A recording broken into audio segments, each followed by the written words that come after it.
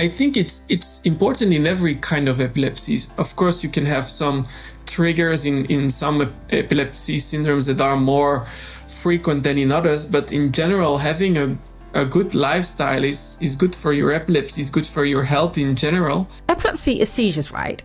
Well, it often isn't solely seizures.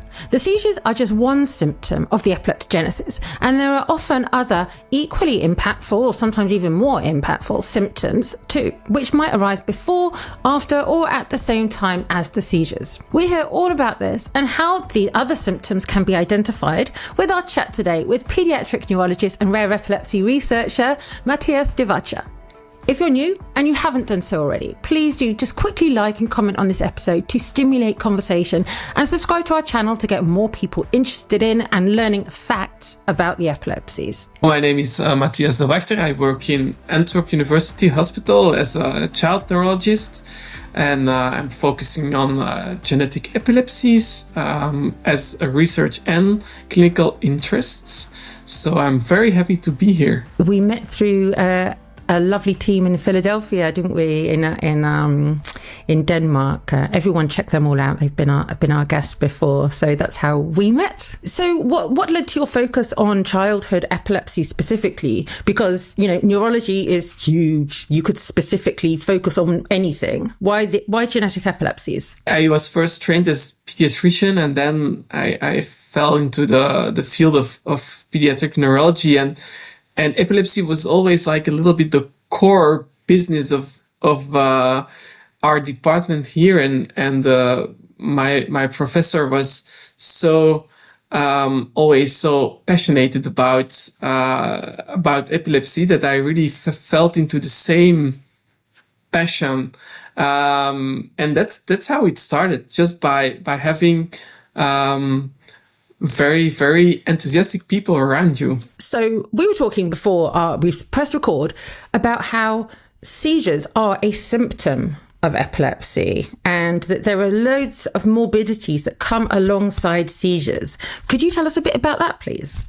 Yeah, it's lovely that you used morbidities as a term, because it really tells that the epileptic seizure is part of a bigger disease, a disease of a brain which gives you abnormal activity and then causes maybe epileptic seizures, but also intellectual disability or mood disorders or learning problems, movement problems, and it needs to be seen as a holistic thing, and not only focusing on what you can often see, the seizures. I can say from the perspective of somebody with a diagnosis of epilepsy, I can't say how much, well, I just appreciate that so much, because often seizure control or minimization is not the priority for us. Do you see that a lot in the children and families that you work with? Yeah, and it's of course a little bit nuanced. Often in the beginning, in the first consultation, if you had a seizure, especially when you have a generalized tonic-clonic seizure, it has been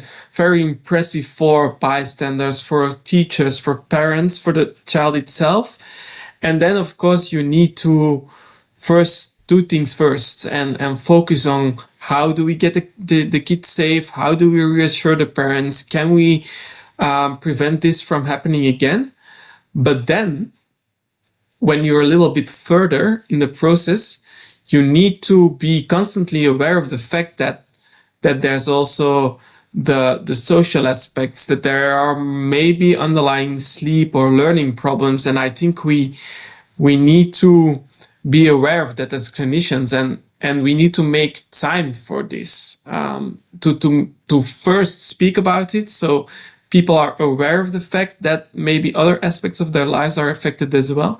And second, to listen to other problems besides just asking, did your seizures went down with the new medication? So what might some other questions be then? I often ask, how is it going? And then you see that sometimes people are talking about their seizures, but sometimes they start with something completely else. And then I often ask three things: how it goes at school, or if the patient has a very limited intellectual capacities, I ask about development, and then I ask about sleep and behavior. And I think if you have those three, you are already having a lot of information besides just the seizure. And it doesn't need to be a lot, but if you know they're sleeping well and school is going okay, then you can relax a little bit on that, and you can go on to make a plan for the next consultation. And do you find that what might be needed to be explained, I think sometimes to the individual and or to their families, is that things like sleep and stress can often contribute to seizure frequency and severity anyway. So, because it's not just about medication, right? It could be about lifestyle. Obviously, it depends on the type of epilepsy. I think it's important in every kind of epilepsies. Of course, you can have some triggers in some epilepsy syndromes that are more frequent than in others, but in general, having a good lifestyle is good for your epilepsy, is good for your health in general. And that's also how you can sometimes discuss morbidities associated with their disease, just because you can say, well, if you sleep well, if you go for a walk regularly, then you feel better, and then also your epilepsy will be controlled more easily. So they made their connection in their head. If I live healthy, if I try to have a regular lifestyle, avoid sleep deprivation, etc., especially for teenagers, you can learn them in that way to have more, to empower themselves to treat their disease and to have control over their disease a little bit. And also, just thinking back to when I was a teenager, gosh, you need your sleep anyway, whether you have epilepsy or not, right? So, and rather than having your parents say, come on, get out of bed, you lazy, whatever, it's like, no, darling, I need it for health. I really do. Yeah. I always try it, but teenagers, they can be like, there's no teenager that believes you from the first time. But if you also try to listen to them, like what are you feeling about it? We're not talking to your dad, we're not talking to your mom right now, but what about you? And I think they appreciate that. You're making me think of a topic that we've covered before, which is when you cross over from paediatric to adult care, and that can just be an issue as well. Are you involved in that at all, like with adult neurologists? We have an transition consultation in which our adult neurologists and we doing the consultation together. Oh, cool. So we prepare them here. Last 2 consultations, we are saying, okay, we're going to the adult neurologist, and then we're coming together. We explain to the adult neurologist, this is what we've done. These are the issues at this moment. And then the adult neurologist gives their view on what they think is the best. And then they go they are in the transition. So, and I think it works quite well. I don't know. I'm just thinking, gosh, did that happen when I was a kid? I don't know, because I can't remember much of my childhood. You showed me a paper before we spoke. Tell us about your research. So my PhD is mainly about precision medicine and implementation of these strategies in clinical practice. And we recently indeed wrote a paper about Amitriptyline, which is an antidepressive medication, which can be used in KCNQ2 and 3, very rare epilepsy syndromes, which have a genetic mutation in which the function of the channel is like more open, which is called the gain of function. Okay. And the amitriptyline can close the channel. And it can be used like as a precision medicine approach to treat these patients. They sometimes have epilepsy, not always. They have behavior problems. They can have autism, so intellectual disability.